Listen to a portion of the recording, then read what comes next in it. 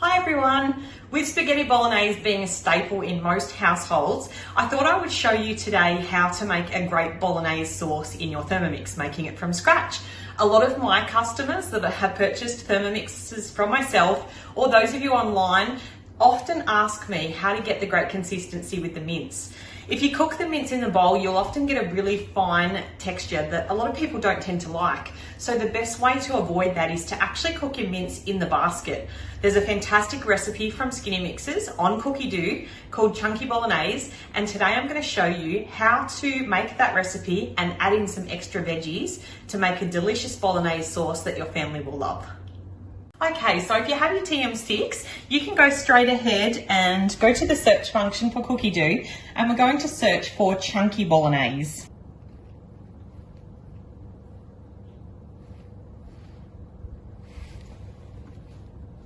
Okay, and let's get started. So one brown onion first. So just cut into halves. A garlic clove. I'm going to pop 2 little small ones in there.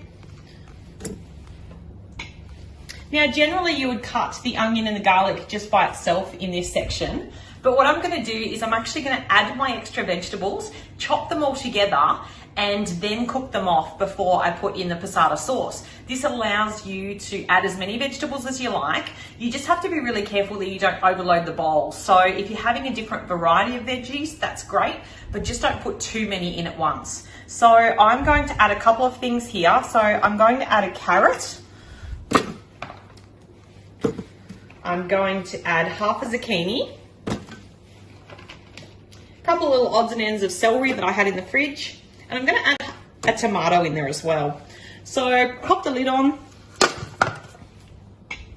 Now, because we were just going to do the time frame for the onion and garlic, I'm going to increase that to 5 instead of 3.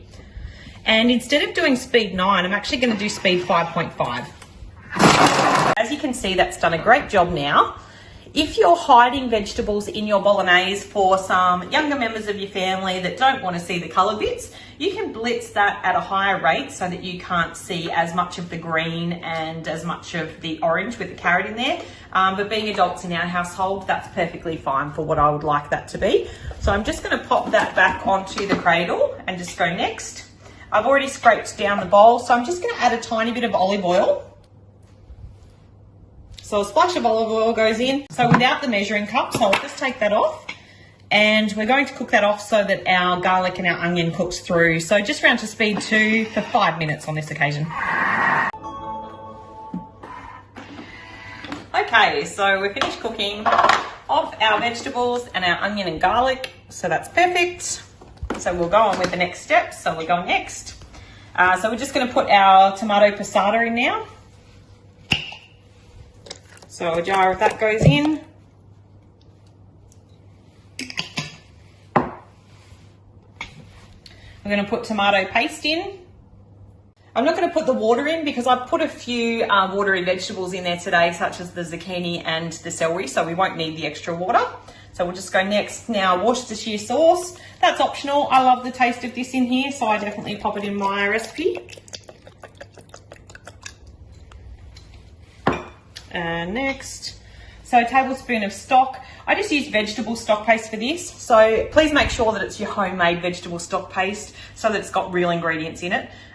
You can use beef. I've got beef in the freezer, but I just tend to use the vegetable stock paste because I love the extra veggies that you get out of that.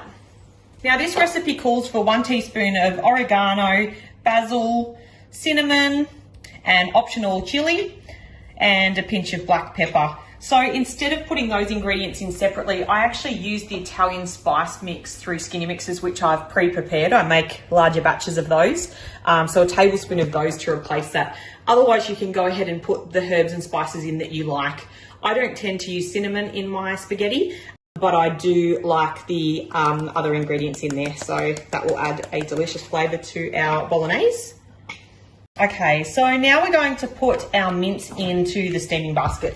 So I like to use butcher quality mince for this recipe because you don't get the option like traditional methods on the stove to be able to drain out the fat. So I use top quality mince for this recipe. Pop it in your basket, Put it into your Thermomix and then just use the spatula that comes with the Thermomix to just break the mince up a little bit. And then we'll do this during the cook as well so that it definitely breaks up and you get a better consistency. So just next, and then we're just going to pop the lid and the measuring cup on. And we're just going to let that do the first cook. So 15 minutes on varoma temperature and just turning around to speed 2. Okay, so we finished that first 15-minute cook. So now we just need to stir the mince. So just safely taking this lid off and then pulling back the lid of your steaming basket. So use your spatula to do that because you definitely don't want to burn yourself with that steam. So now it's about using the spatula just to break up the mince in the basket there, because we're looking for a finer consistency. This gives you 2 opportunities to break up the mince more. You do it now, and then also when it's finished cooking again, you can break up the mince another time. So it depends how chunky you like your mince. You can go as fine or as chunky as you like, but you won't get that really fine consistency that is sometimes unpleasant in the bottom of the bowl.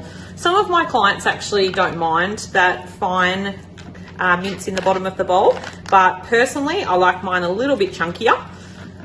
So we're just going to break it up there and then we're going to give it a little bit longer to cook. So the next cooking time, so again I'm just going to close that basket with my spatula nice and gently there so that I'm not touching that hot area.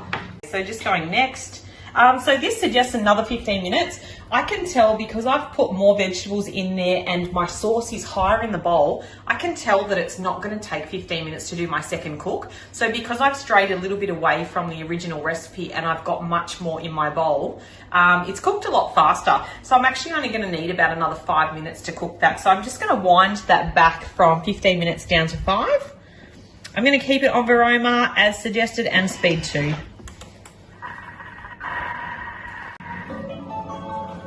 Okay, so I'm just going to check my mince to make sure that that's cooked. So again, I'm just going to use the spatula to lift the lid on my simmering basket to make sure that's nice and safe, and just use the spatula to check. I can see that that's cooked through now and looking great. So what I can do is go ahead and just break up the mince a little bit more with my spatula. And then I can do that more so when I transfer it into a bowl. So this is one of those scenarios where you just want to have a thermoserver in your kitchen. Thermoservers are one of the most sought after accessories because they keep food warm, and you can earn yourself a thermoserver by having a demo either virtually or face to face. So this is the 2.6 litre round thermoserver here. So I'm going to go ahead and hook my basket with my spatula. Hook it in. I'm just going to let it drain for a second, and I'm just going to transfer my mince into the thermoserver. So I can just push it against and then just let it sit for a second, and then what I'll do is I'll actually turn that out into the thermoserver and then pour the sauce in. So you just got to be really careful that you don't burn yourself with this process. So I just hold onto the lid and then just tip it out like that. We can just use our spatula to get the last little bits of mince out of there. Okay, so I'm just going to go through that again with my spatula just to break up my mince a tiny bit further till I like that consistency.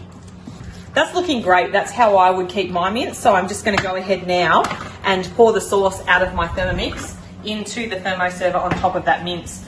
So a good little tip to stop it from splashing up all over you is to just sit your spatula just inside and just let the fall of the sauce hit the spatula, and it won't tend to flick up as much. So just adding that beautiful sauce in now with all of those extra vegetables and herbs in it. There's lots of flavour in there. And then I'm simply going to stir through.